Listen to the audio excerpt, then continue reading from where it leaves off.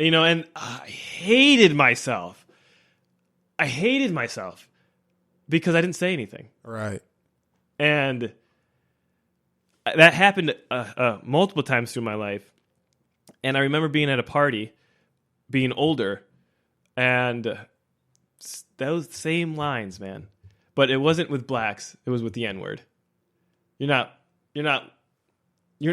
how did he say it? He's like, I hate this. There's a difference between a nigger and a black person.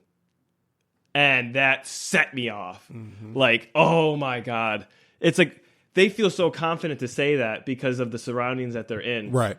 And because I'm a minority in that area. It's like you wouldn't say that if there was more black people around or more minorities around. You wouldn't say that if you was in like Niagara Falls. Yeah. Right. And it's just like that's what I grew up with. Right. So it was hard for me because when I got older and when I couldn't do it anymore, I lashed out. And all those people, all that community, everything, they were appalled that I was angry. They were appalled that I started calling everybody out. They were so in their own delusion, they started blaming other people other than me that I started lashing out to them. They couldn't come to a conclusion that I was the one saying it to them. Right. So they made their own illusion. Trying to make up their own stories of why this is happening. Yeah. Yeah. They didn't want to accept the reality of the stuff that I grew up with them, and they just let it go. That's not good. No. That's not good. That's you what is you putting okay. I'm trying to think of the way to describe it. Something is happening because of this is happening, but then you're kind of redirecting the reason why it's happening. Yeah. You know what I'm saying? That's fucking insane. Yeah. That's insanity. Wow. But yeah, that's tough to go through, man. I'm sorry you had to go through that. Like for me, like I grew up in Niagara Falls. And like I've dealt with racism growing up. Like I've dealt with I felt like I dealt with prejudice teachers and shit like that, or people that don't know how to handle black children and shit like that. But it's always been like a good balance of black and white, and or white and minorities or whatever like that. So I never really felt in that position where it's like I'm the only black kid and surrounded by white kids and stuff like that. I've heard stories though. I've definitely heard, like for instance, your story. Oh, there's more. I remember working at Tuxedo Junction, and I had this kid working with me. I'm not gonna say his name, but I had this kid working with me, and he was going to Wheatfield High School.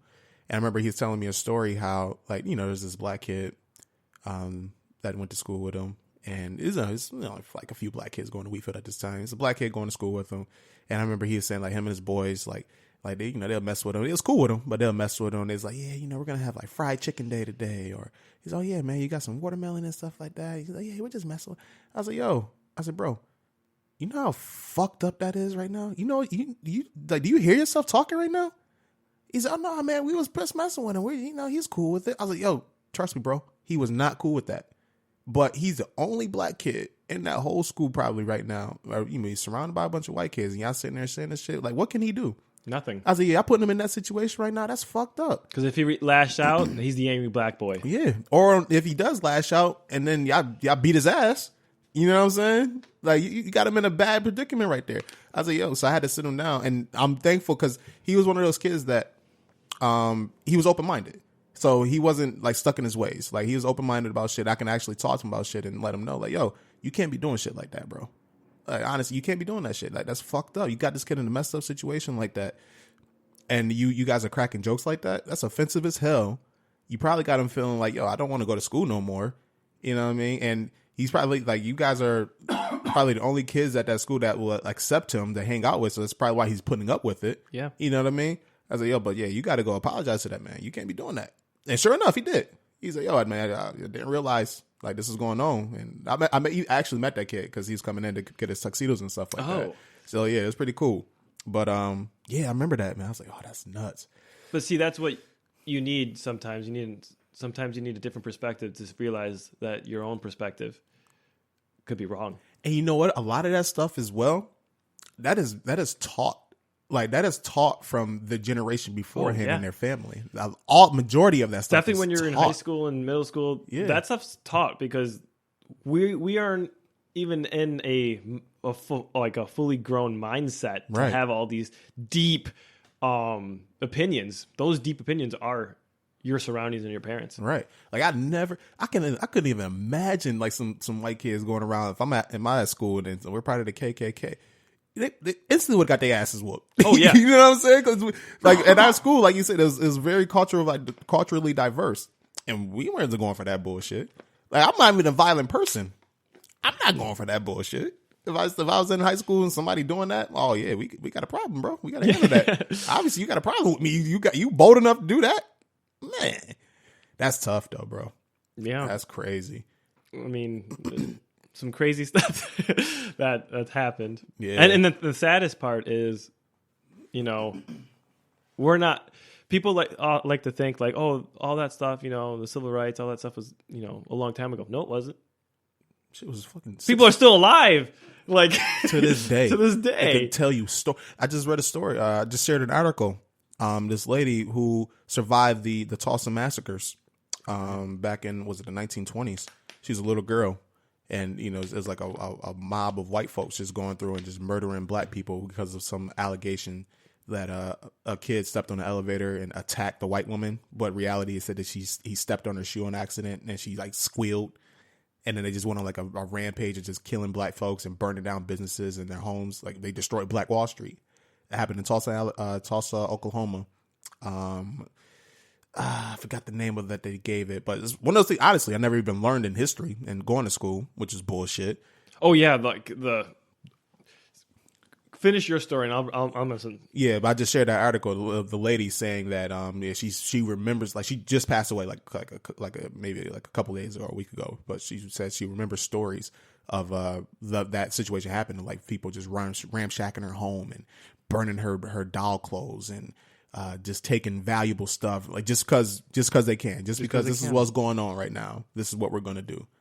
I'm like, yo, I can't even imagine being in a situation like that. And the thing is, that's not long ago. Right. It's to the point where people can still tell us those stories. Because they experienced it. Like, they're alive to this day to tell that story. Now, has it gotten better? Yes. Yeah. But, like my man Malcolm X has said, you stabbed me, right? Just because you remove the knife a couple of inches doesn't make it better. Mm-hmm. You may have relieved a little bit of pressure, but until that knife is completely out of my back, I'm paraphrasing here, obviously, but the situation isn't rectified until that wound starts to heal. The wound hasn't started to heal yet. No, not at all. But yeah, he's about to say something. He's about to say. Just real quick. I was just remembering another thing in school when we were in history class. Yeah, I remember they were going over the South. Okay. And about their states' rights. And I remember, like, I'm a kid, while they're going over this stuff. And I remember talking to one of my friends, and then the teacher interrupted me and was like, Alex, this particular topic pertains to you, so you should pay attention. And I was just like, I just remember, like, oh my God. Like, even though I was, as a kid, we're talking about slavery and everything like that. And she just called me out because I'm the only minority in that class, really. Maybe there was one or two more. And it's just like, it particularly pertains to me. It's like, really? It's like, you couldn't treat me just like a normal kid. That's crazy. So that is crazy. Like, these are things that stick with you. Like, that shit, yeah. It's just... You remember stuff like that vividly. Yeah. You definitely remember stuff like that. I remember, just going to school. I remember, okay, I'll admit, as a kid, I was bad. I mean, we're kids. Yeah. I was like real bad. I was like real bad. I was just, I'm not gonna get too deep into it. But I remember situations where it's like something will happen. I have nothing to do with it. And then they point the finger at me and I get in trouble. I'm like, yo, what are y'all talking about? I didn't do nothing. No, well, we know who you are. Yeah, kids like you guys do that stuff. I'm like, oh shit. Now looking back at it, at the time I think nothing of it. Now looking back, I'm like, damn, that's kind of fucked up. Yeah, because you have a different perspective now. Because at the time, that was normal. Right. So, And even when me being a bad kid, there's certain stuff I wouldn't do. But I'm like, yo, because of I'm like, damn, yo, that's nuts. I mean, I even had, like I said, I won't say names, but I even had relationships that I couldn't be in because I was black. Mm-hmm. And I was told that as a child. So like there was a time that I thought being black was bad. Because I got all these negative responses. And I had the same mindset before, too. I had full adults telling me, you can't do certain things because of your skin. It's like... Yeah. What else is a child supposed to think? Right. So you shaping it, like, at that point in time, we're like a sponge. Yeah. You know what I mean? We soaking in all the information, and you hear some shit like that as a kid, that shit could be traumatizing. Yeah. I remember having the same thoughts, though, man. I remember thinking, like, I wanted to be white. Yeah. I remember telling my mother, I was like, yo, Mom, I want to change my name to Tommy. And even though I already have a, like, quote-unquote white name, my name is Bryce. But I was the only Bryce I knew, period. Like, you know what I'm saying? So I associated Bryce being with black. But I remember telling my mom, I was like, I wanted to change my name to Tommy to be like the dude from Power Rangers. I remember I wanted to get like long, like straight hair. Yep, same here. I remember being like in the bathtub and putting like a towel over my head and pretending like I got long hair and shit. Like this shit was crazy. Like, I was fucked up as a kid. But like as a kid, I don't think like I'm doing nothing wrong. Yeah, because you think it's normal. But now I look at it now, I'm like, man, that is crazy how I used to do that. I remember I was really young. And we were having this science project, and I remember this girl asking me, "Why are you black?" Oh, and I said, I was having because it was kind of tied into the science project, and I was like, "Oh, well, I was making a volcano, and it got all over me, and it burnt my skin." Oh wow! I was a little kid saying that. Yeah. So. Yeah, like when you think as an adult back, like when I reflect back in my past, which I don't normally try to do, but when I do, it's just like, geez, there were so many things that just messed up. Right, man. I remember, I'll be going back and forth with this one here, but I remember like being in first grade. I remember thinking like again, I'm thinking like, yeah, I want to be a white kid. And I remember thinking like, yeah, white girls are beautiful and, black girls is ugly and da da da da da. And I remember I used to like just like not shit on them necessarily, but I didn't treat black girls like little. I'm a little kid myself, but I'm like, yo, this is. And then looking back at it again, it's like, damn, I was a fucked up little kid. Now it's because now looking at it right now, like you can't tell me shit. I love being black. Oh, me too. Yeah, I love it. Like I wouldn't trade this for the world.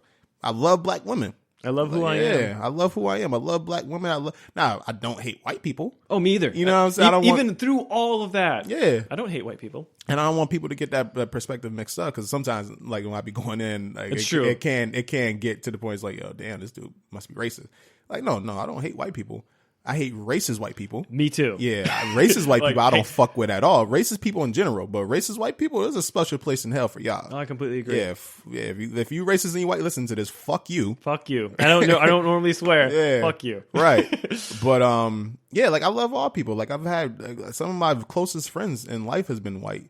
You know what I'm saying? Same here. And they've been able to share my perspectives and things like that. And there's a reason why I'm friends with them. Yeah. Like to this day, shout out to my man Nick Scapolato. One of the coolest white dude, one of the coolest people I ever met in my life. And literally, we just shoot the text and shit like that. And he's one of those dudes that, like, he gets it. Like, yo, there's a boundary I know I can't cross. There's certain questions I may want to ask you and stuff like that. I'm willing to learn. And on top of that, I got your back.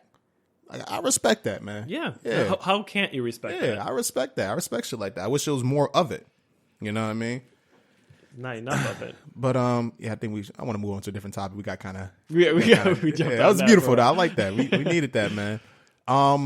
Yo, Joker. Amazing. Joker, bro. I know we wanted to talk about I would just start off with 6 out of 5. Easily, yo. Easily. And all right, so this is my official Joker review. All right, so spoilers coming. And everything. Yeah, yeah, we about to have to. We about to go in depth with this joint here, man. So I'm gonna start off with this. So 2009 has been like a lackluster year of movies for me. I'm just gonna hold you up real quick. You said 2009? 2019. Okay, that's 10 years ago. 2019 has been a lackluster of movies for me. Like I was anticipating a lot of movies, and like a lot of them just didn't live up to the hype for me. Like it started off with Avengers Endgame, and Avengers Endgame